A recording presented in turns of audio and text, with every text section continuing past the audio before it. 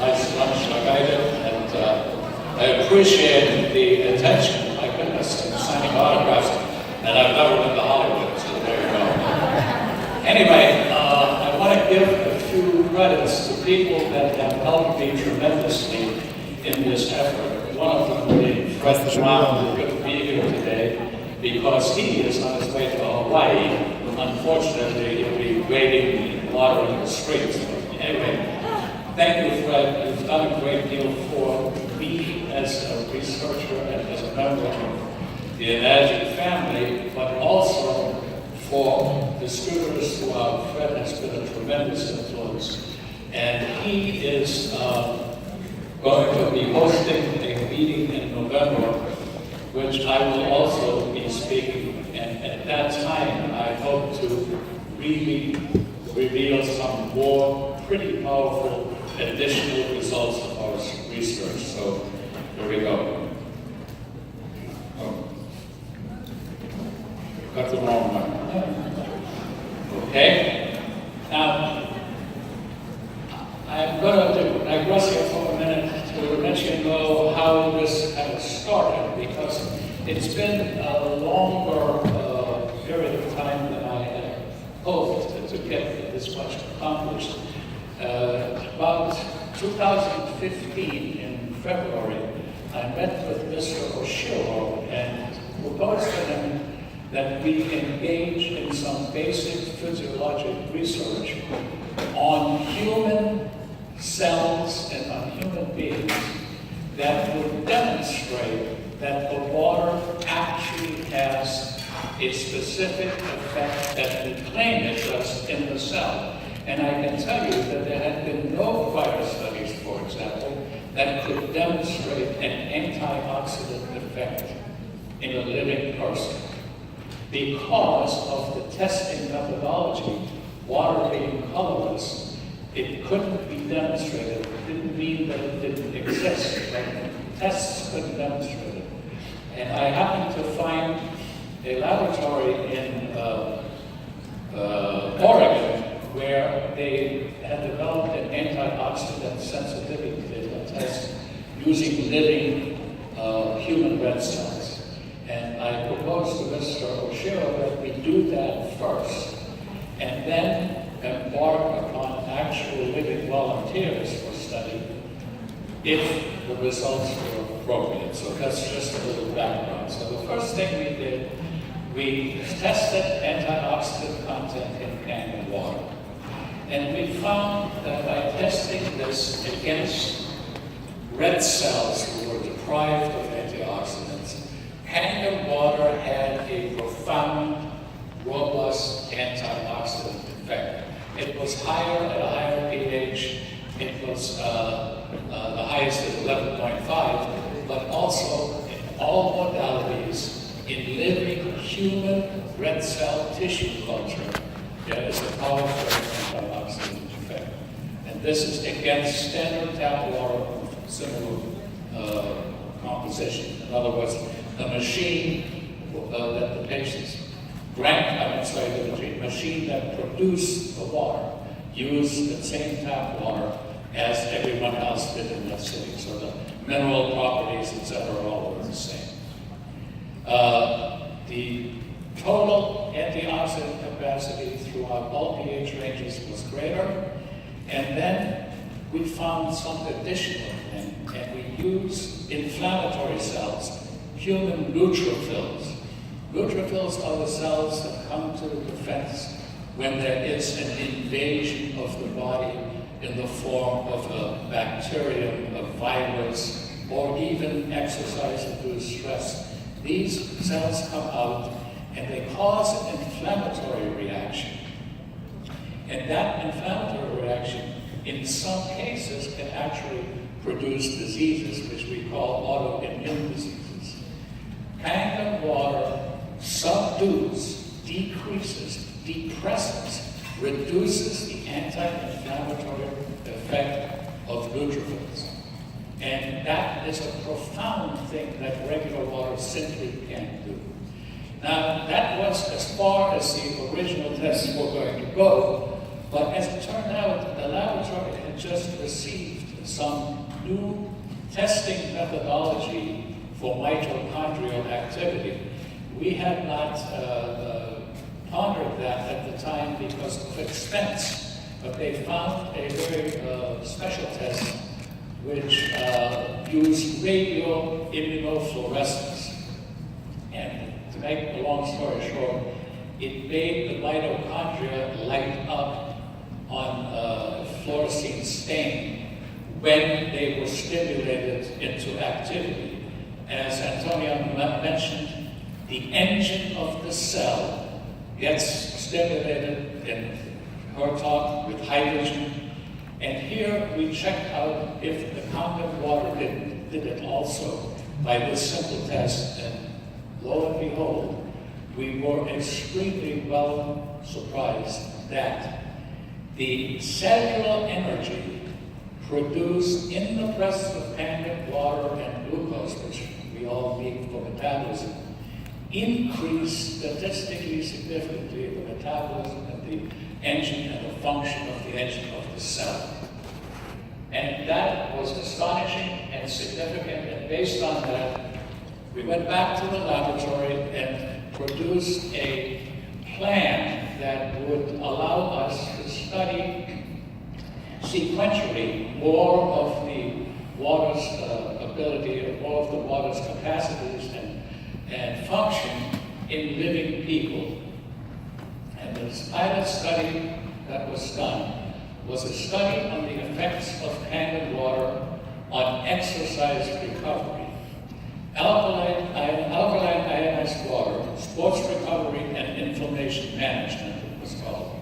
This study enlisted 13 human volunteers in Klamath Falls, Oregon, which is a small city in Oregon, which has a college and a lake and good water and this particular laboratory. And for this study, we suggested that the group of people would drink Kangen water for 1 week only, for 1 week religiously, a total of 3 liters a day. And then they would participate in an exercise study consisting of 3 screen exercises. They would participate in a study that would show psychological effects. And these are real, although they're subjective. The American Psychiatric Association does certain testing that with verbal responses that they feel are significant and are reproducible. So it is a well-recognized test that we did. Specifically, how did you feel while you were exercising? Did you recover faster, or how fast did you recover? Did you have issues after the exercise? And that was the type of test that it was. Then came a 1 week washout period, and all they did then was drink tap water. Same amount, same duration, and then the identical exercises and the identical questionnaires, etc. Now, we registered the study with the federal government in clinicaltrials.gov after the study was reviewed by an internal review board. And this review board determines that the study is scientifically sound and that the study meets the criteria for giving results that are satisfactory, and also that there is no human violation, rights, etc., or risk to the patients involved, persons. Anyway, we were approved and we were registered with the National Institute of Health, among other studies. Here's a copy of that. And the point is that this is a clean, unassailable study. One of the first things that deniers and doubters do is they look at the study and say, well, the study is not satisfactorily done. Baloney. This is transparent. It is properly done by all standards of science in the United States today. This is the laboratory. They had an ad outside the door, and had people come and register. You have to pay human volunteers, it's law, and it's not cheap. That's why human studies cost so much. And then these participants were screened, particularly for general health. We did not allow people to participate who were smokers. I felt that that would muddy the waters, and most importantly, nobody should smoke anyway, so there you go. And we checked for the diet, supplements, their daily routines, and then we also checked for pain medication that they may have been taking, because obviously, if you're looking for discomfort from exercise, and if you've taken the pain pill before, that's subdued, doesn't work. We also did tell them not to drink coffee or caffeine an hour before the appointment. Here is just a shot of the psychological test. They scored this by points, the red points being strong, and then the other way, the red points being weak, and the green points being strong, significant, okay?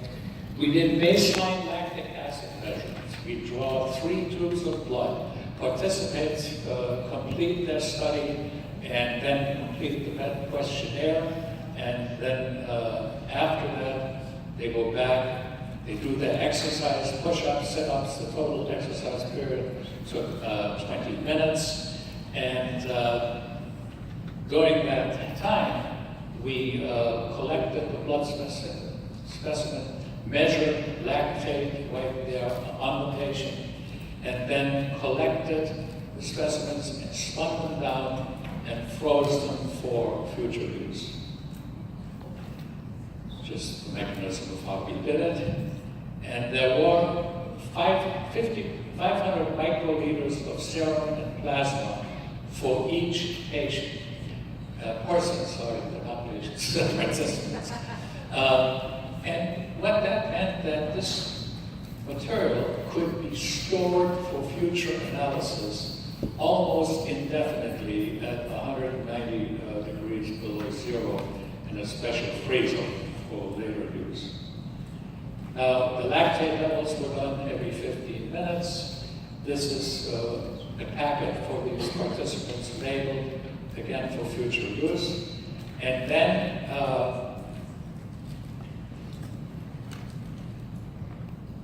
we analyzed the following things. We did red and white blood cell counts. We checked for inflammatory response. We checked for hemoglobin levels. And we filled out this questionnaire. And the remainder of these samples were to be analyzed at a later date simply because of prohibitive costs. So, in addition, after this study, we were going to do further study on the dual role of inflammation and on serum plasma cytokines and oxidative stress hormones. We were also going to analyze it for superoxide dismutase, which is an enzyme produced in our liver, which has one of the most powerful antioxidant effects in our body. And then we're going to publish all this in a peer-reviewed journal. Sorry. Yeah, I'm going to have to add a little because the longer version of this did not come up on this PowerPoint here. So, what are the results? The results were dramatic.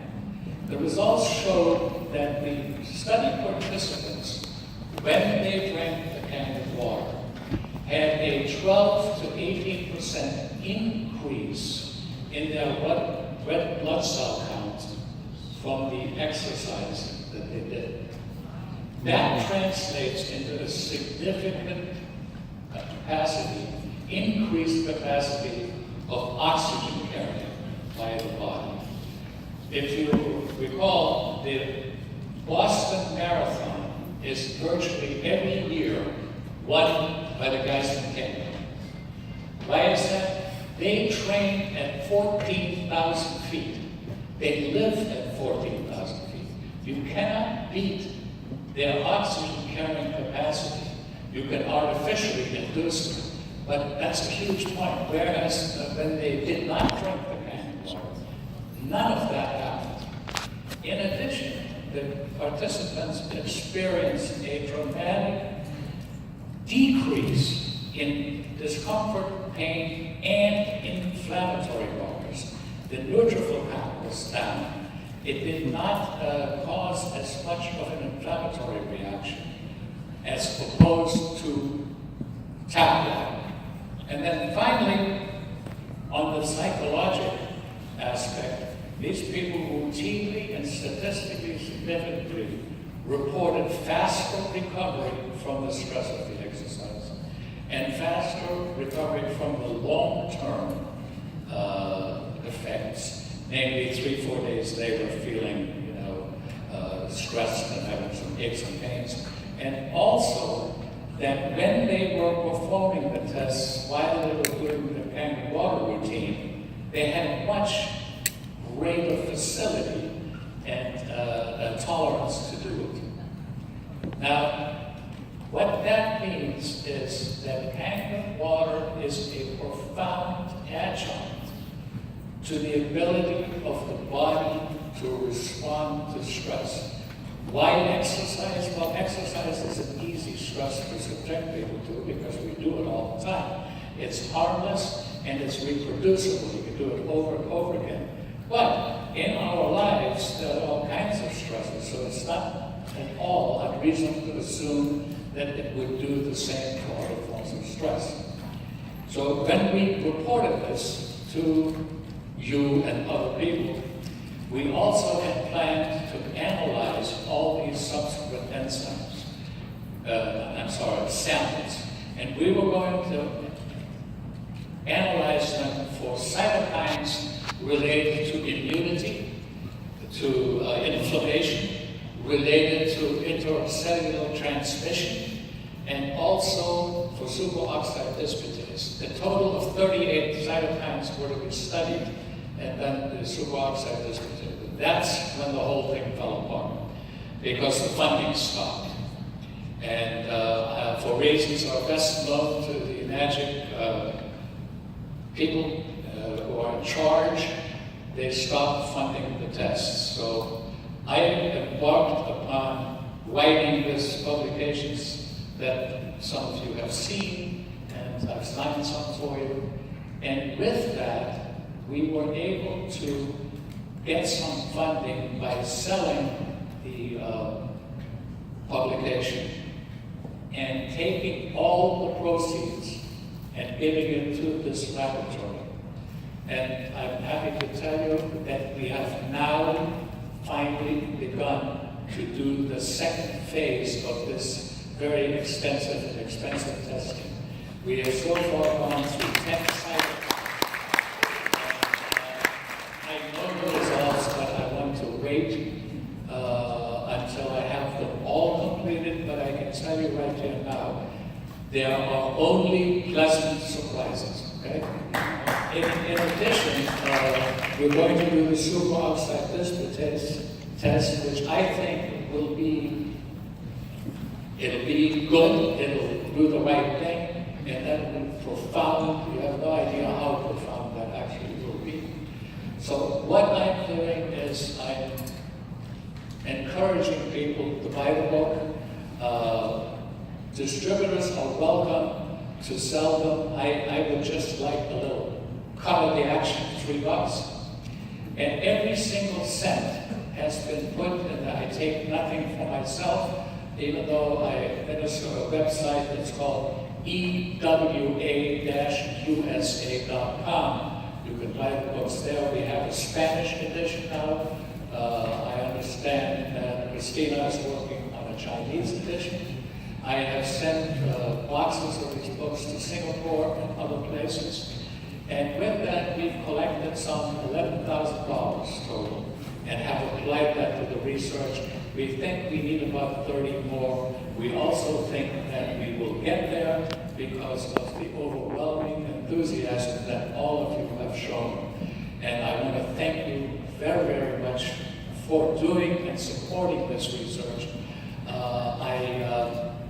look forward to reading some good further reports, because whenever you come into the scientific reality that shows the effect, good or bad, on something, it sets up the opportunity for further study. And I think just as hydrogen is now highly touted as a good thing for the human body to absorb and to use, we're still at the edge of just how effective that is. Over 92 diseases have been studied utilizing hydrogen as a therapeutic modality. And Antonio is right. The hydrogen administration by gas or by dissolving it in liquid is still in evolution. For example, we don't know what the exact dosage for elemental hydrogen is. And I can't tell you that the hydrogen bubbles in our Kangen water are extensive enough to have a direct effect. But hydrogen works in a different pathways. And so these are all things that are being elucidated. But clearly, it's an exciting field. And of the 92 diseases that have been studied so far, it will blow you away that brain injury, stroke, and physical injury are profoundly affected by molecular hydrogen, either via inhalation or pressurized saline, and that the results are preliminary but profoundly better. Look for 5 years from now to having some definitive results on that. And with that, if you have any questions, I have 8 minutes. Thank you very much. Thank you so much, Dr. Filtzer.